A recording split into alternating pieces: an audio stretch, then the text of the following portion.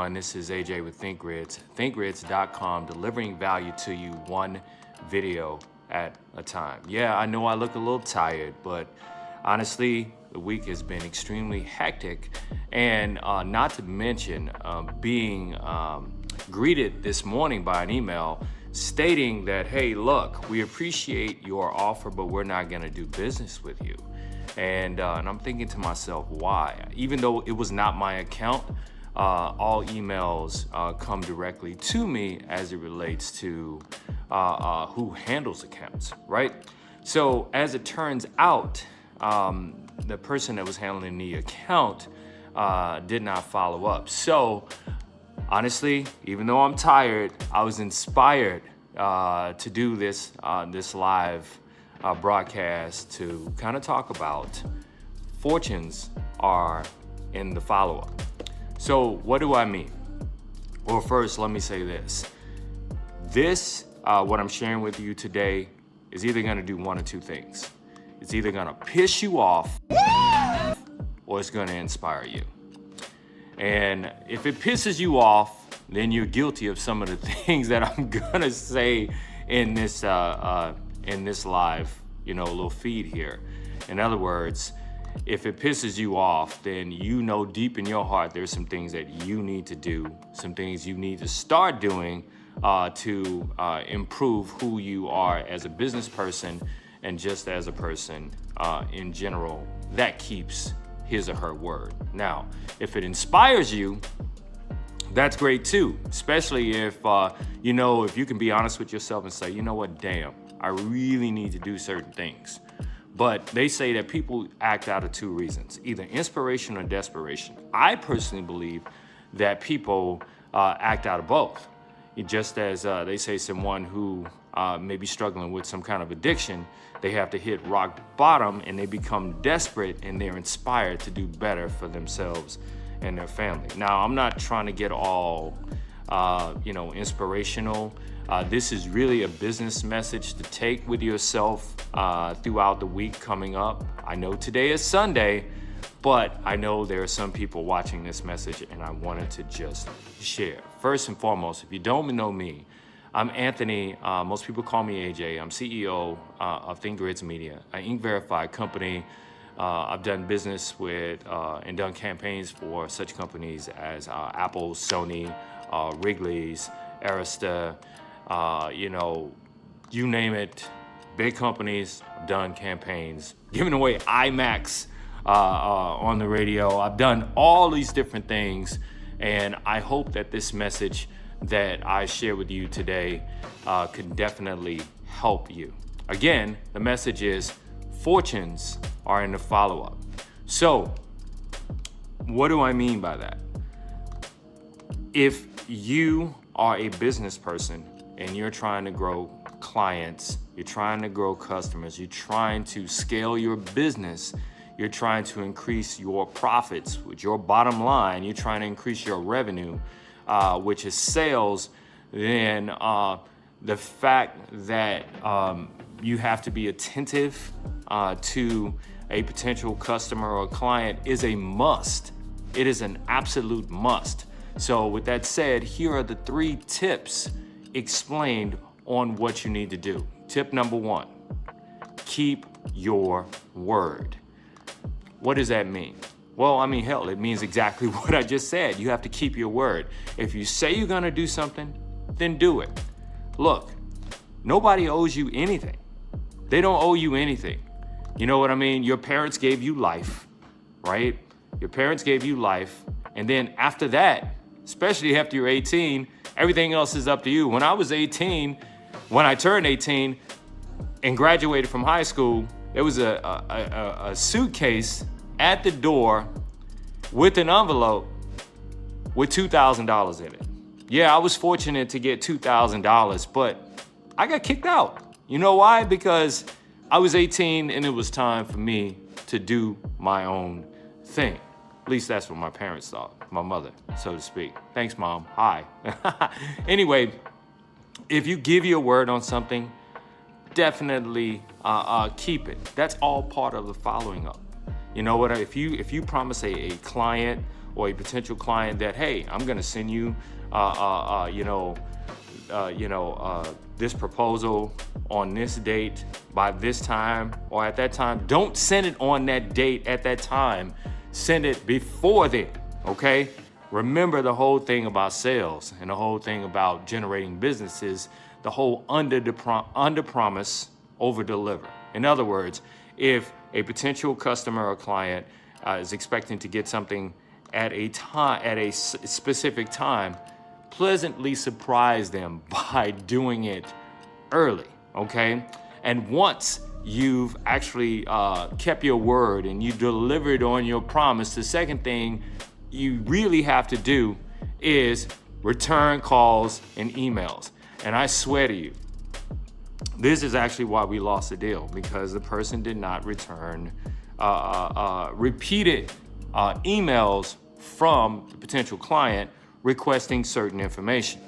So if you're a business owner out there, startup, entrepreneur, wantrepreneur, this is so vitally important, because the fortunes are in the follow-up, right? Now, for us, it wasn't a very big account, but that's not the point. The point is about protecting your reputation. The last thing that you want someone to be saying about you online, because it lives forever, right? Of course, there are some strategies in which you can get digital dirt off the web about your company. There's some strategies for that, but that's another conversation at another time. The point is this. Number 2, return calls and emails. All the person in our company had to do was simply follow up on the email and then follow up with a call, and we literally could have closed that client.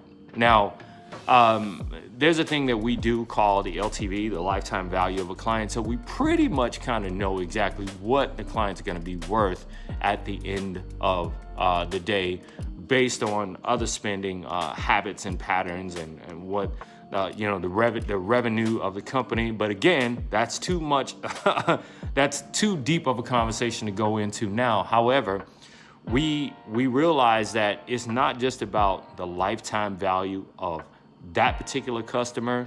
It's about that customer telling another customer or potential client that would do business with us, hey, you don't want to do business with them. They don't even freaking return emails. They don't even return calls.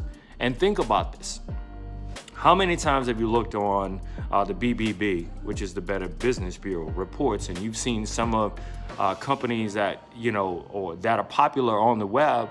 You see the number one complaint with a lot of those companies, whether it's on Yelp, on BBB, whether it's on any kind of reputation site, they don't follow up. They don't return my calls. I called them so many times, okay? They did not return my calls. Or they promised me a refund, but it has been more than a month and they have not followed up on giving me my refund. So return calls and return emails. And most importantly, part of the fortunes or in the follow-up is to simply say thanks, okay? When someone does business with you, send them a thank you, okay?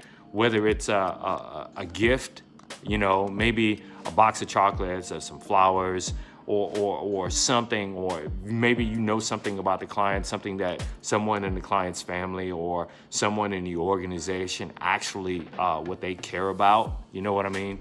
We once had a client that loved to bowl, right?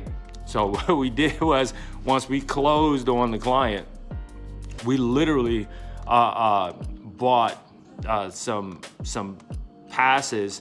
Well, actually, we bought like a set number of games for the CFO to actually go in and bowl for free. You know what I mean? And it's just that nice personal touch that tells customers that, hey, look, we really appreciate you. Thank you for your business.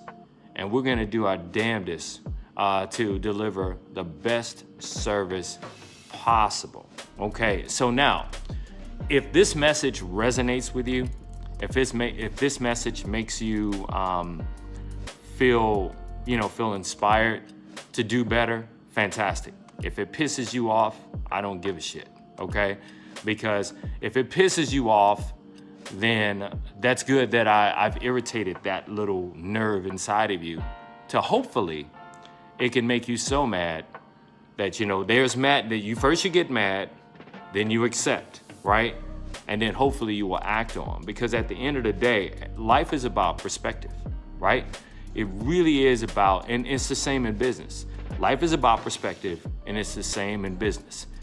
And The Greatest Salesman in the World by Og Mandino, which, and you probably seen my video, hands down to me is one of the best books on not just sales, but just life in general, because I mean, it is biblically based, okay? And I'm not saying that that's why it's one of the best books, but just the wisdom and knowledge in the book is priceless. And so there are 10 scrolls in the book. First of all, there's a story, and then there are 10 scrolls in which you have to follow. Read each scroll 3 times a day for 30 days, right? But it is in scroll number 9, I will multiply my value 100-fold. And it kind of gives you some insight on about perspective and how you view things. And this is what it says. And excuse me, I'm kind of paraphrasing here, right? It says that basically some men will take clay and build a cave. Another man will take clay and build a castle. So, life is about perspective. Business is about perspective. What's your perspective? How will you take what I'm saying to you today and do something better if you say that you're an entrepreneur, you're a business owner, you're a wantrepreneur, you're trying to develop a product or service and you're trying to bring it to market? Will you take what I'm saying as an insult, or will you follow up on the follow-up? With that said, I hope this message gives you a little something to hang your hat on for this Sunday. Until next time, take care.